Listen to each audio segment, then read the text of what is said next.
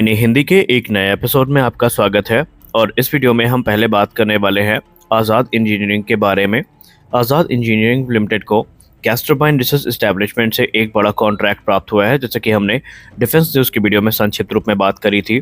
और ये कंपनी हैदराबाद में स्थित है और ये अपने प्रिसीजन इंजीनियरिंग और मैन्युफैक्चरिंग के लिए जाने जाते हैं। गैस टरबाइन रिसर्च एस्टैब्लिशमेंट ने इन पे काफ़ी बड़ा भरोसा दिखाया है और इन्हें एक बड़ा कॉन्ट्रैक्ट दिया है।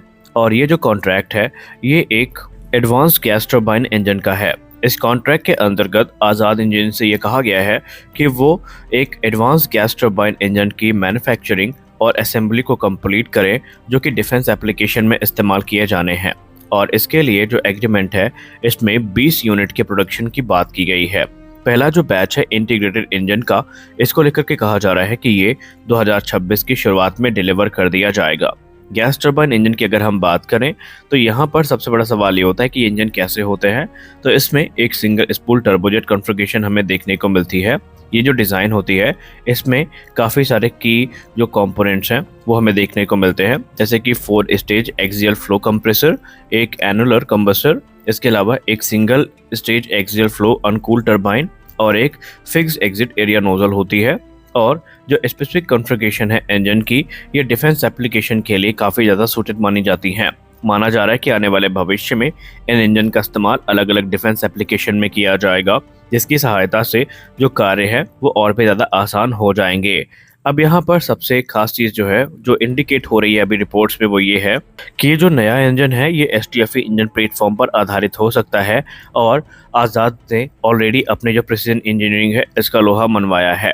अगर हम गैस टरबाइन रिसर्च एस्टैब्लिशमेंट की बात करें तो वो इस समय अपने इंजन डेवलपमेंट प्रोग्राम को लेकर के काफ़ी गंभीर है। और पहले आपको पता होगा कि GTRE ऑलरेडी कुछ बड़े इंजन प्रोग्राम में इन्वॉल्व है, जिसमें कावेरी इंजन प्रोग्राम सबसे महत्वपूर्ण है। और इसके लिए ऑलरेडी उन्होंने गोदरेज एंड बॉयज बिजनेस से हाथ मिलाया हुआ है और उसके लिए कुछ विशेष टेक्नोलॉजीज को भी विकसित किया गया है, जहां पर एडवांस जो गैस टरबाइन इंजन है ये विकसित किए जाएंगे।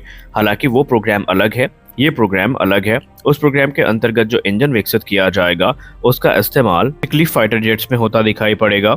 इसके अलावा और भी दूसरे जो एप्लीकेशन है उनका इस्तेमाल उसमें होगा, जैसे कि ड्राई कावेरी इंजन की बात करें तो वो हमें घातक अनमैन्ड कॉम्बैट व्हीकल प्रोग्राम में देखने को मिलेगा। इसके अलावा लाइट कॉम्बैट एयरक्राफ्ट तेजस के जो लिमिटेड सीरीज प्रोडक्शन के एयरक्राफ्ट है उनमें हमें Kaveri engine after burner module के साथ देखने को मिलेगा, जो कि भारत की जो कैपेबिलिटी है और आत्मनिर्भरता को पाने का लक्ष्य है उसको सुदृढ़ करेगा। और इसमें हमारे जो ऑब्जेक्टिव्स हैं ये भी पूरे हो जाएंगे। तो यानी हम कह सकते हैं कि गैस टरबाइन रिसर्च एस्टैब्लिशमेंट का जो आने वाला भविष्य है ये काफ़ी ज़्यादा उज्ज्वल है। हमारी अगली बड़ी अपडेट फ्रांस के राफेल एम फाइटर जेट को लेकर के आ रही है। French Rafale Marine fighter jet जो है इनको लेकर के काफ़ी चौंकाने वाली रिपोर्ट सामने आई है। और अगर ये रिपोर्ट सही है तो ये भारत के लिए भी काफ़ी अच्छी खुशखबरी है, क्योंकि फ्रेंच मरीन फाइटर जेट को लेकर के हाल ही में नेटो के द्वारा ये कहा गया है कि उन्होंने नेपच्यून स्ट्राइक नाम के एक मैरीटाइम स्ट्राइक मिशन के अंतर्गत लॉन्ग रेंज पर जो एनिमी टारगेट है इनको एक सिमुलेटेड स्ट्राइक में डिस्ट्रॉय किया है। नेटो का जो मैरीटाइम कमांड ऑफिशियल हैंडल है इसने एक्स पे ये अनाउंस किया है कि एक रिकॉर्ड मैरीटाइम स्ट्राइक जो है ये फ्रेंच फाइटर जेट्स के द्वारा सिमुलेट की गई है, जहां पर 2 राफेल एम फाइटर जेट ने एक सिमुलेटेड लॉन्ग रेंज के मैरीटाइम स्ट्राइक मिशन को 4000 किलोमीटर की दूरी पर पूरा किया है। और ये आयोनियन सी से बाल्टिक सी के बीच में था। इस मिशन के दौरान इन राफेल एम फाइटर जेट को ATL-2 जो कि एक लॉन्ग रेंज का मैरीटाइम पेट्रोल एयरक्राफ्ट है उसके द्वारा गाइड किया गया है। और ये वाटर लेवल पर काफ़ी निचले स्तर पर उड़ रहे थे, यानी समुद्री सतह पर काफ़ी निचले स्तर पर उड़ रहे थे, जिससे कि एनिमी रेडार से इनको बचाया जा सके। और अपने इस मिशन के दौरान जो फ्रेंच एयरफोर्स के या French air and space forces के रिफ्यूलिंग एयरक्राफ्ट हैं उनके द्वारा इनको रिफ्यूल भी किया गया है। और इस चीज़ के सबूत के तौर पर कुछ फोटोग्राफ्स भी सामने रखे गए हैं, जहां पर एयरक्राफ्ट फ्रांस के एयरक्राफ्ट कैरियर चार्ल्स डिगोले से टेक ऑफ करता दिखाई पड़ता है। और ये काफ़ी स्टनिंग डिस्प्ले था, जहां पर लॉन्ग रेंज का जो मैरीटाइम स्ट्राइक मिशन है इसको पूरा किया गया है।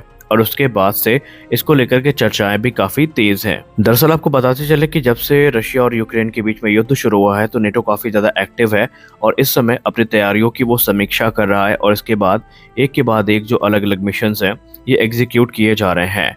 ये जो फ्रेंच कैरियर है इसे बेसिकली मेडिटेरेनियन सी में डिप्लॉय किया गया है, चार्ल्स डिगोले की बात करें तो ये अपने साथ 18 राफेल एम फाइटर जेट को लेकर के चलता है और इसके अलावा एक land based Atlantic 2 maritime petrol aircraft, दो EC-2 Hawkeye airborne early warning and control aircraft और दो डॉल्फिन हेलीकॉप्टर्स भी हमें यहाँ पर देखने को मिल जाते हैं।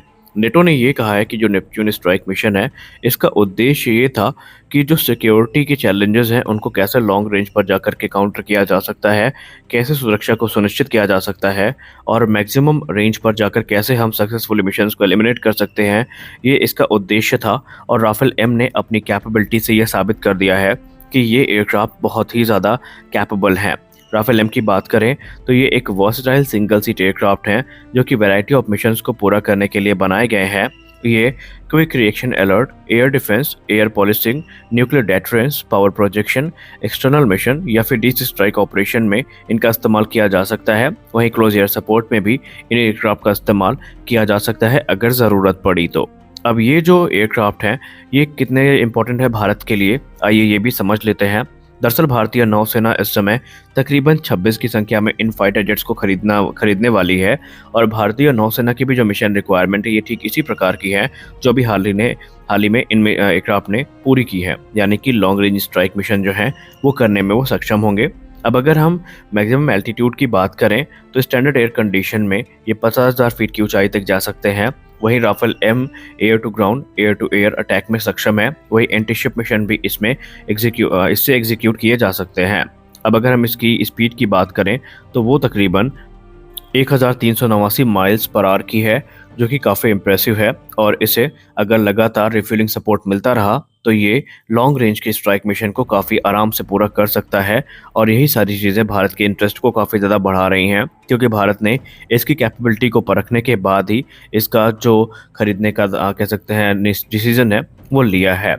और एरोआर जैसे जो टेंडर डॉक्यूमेंट है वो ऑलरेडी इंडियन गवर्नमेंट के द्वारा आउटलाइन किए गए हैं और उसमें जो फीचर और स्पेसिफिकेशन की डिमांड की गई है उसको ये एयरक्राफ्ट पूरी तरीके से पूरा करते हैं। और भारतीय नौसेना आने वाले भविष्य में बड़ी संख्या में इनको ऑपरेट करने वाली है। हालांकि भारतीय वायुसेना के पास ऑलरेडी 36 की संख्या में जो राफेल F3R स्टैंडर्ड है ये ऑपरेशनल है और इन 26 एयरक्राफ्ट के आने के बाद टोटल भारत के पास जो है वो 62 राफेल फाइटर्स हो जाएंगे। ये जो राफेल एम भारत के द्वारा ऑर्डर किए जाएंगे, भारतीय नौसेना के द्वारा ऑर्डर किए जाएंगे, इसमें कुछ मेजर मॉडिफिकेशंस देखने को मिलेंगी। जैसे कि इसमें हमें खास तौर पर जो इंडियन मेड वेपन सिस्टम है वो देखने को मिलेंगे, जिसमें क्रमशः अस्त्र सीरीज की मिसाइल्स देखने को मिलेंगी, रुद्रम सीरीज की एंटी रेडिएशन मिसाइल देखने को मिलेंगी।